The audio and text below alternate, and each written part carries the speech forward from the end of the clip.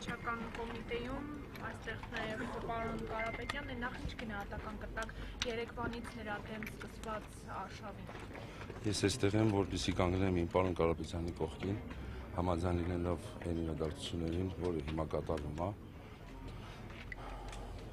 Այդքան բան, ուզում ենք մի վայրկյան շուտ իր անազատության մեջ տեսնենք ու համաձայնեմ իր ամեն միացած տառը։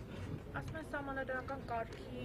տապալման մեջ են նրան մեղադրում Հայաստանի Հանրապետության ներքին կյանքի խախտումը։ Իսկ որ տասնամյակներով ինքը հայ մեր կողքն է եղել, դրա մասին չենք ուզում խոսալ։ Մենք իրավաբանությունը չենք հասկանում, մենք չգիտենք այդ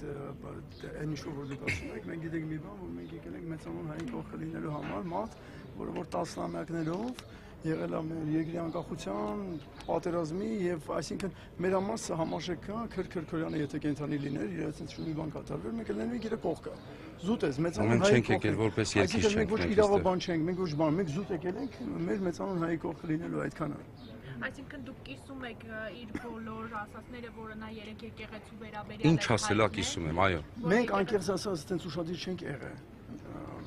Մեր ուշադրությունը գրավել է այն փաստը, որ մեծանուն հայը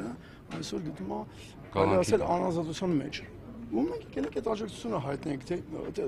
մենք այդքան շատ չենք խորացել, ամեն ինչի մեջ չենք կարդացել, որովհետև այդպես ապաքաղաքականացված ենք, բայց քաղաքականությանը ընդհանրապես կապ չունի, ռազմիկի ներկայությունը դա ժեստ է, նորից եմ ուզում կրկնել, մեծանուն հայի կողքին լինելը, դա մեր համար զուտ պարտականություն է։ Այդքան բան։ Վերջին շրջանում եկեղեցու նկատմամբ իշխանության կողմից նման օրինակ դրսևորումները ինչպես եք գնահատում։ Ես կարծում եմ պարոն Կարապետյանի մոտեցումը,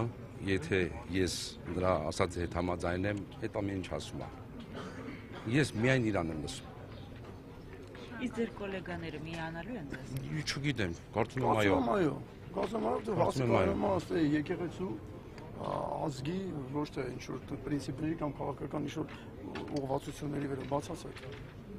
Մերսի շատ։ Շատ շնորհակալություն։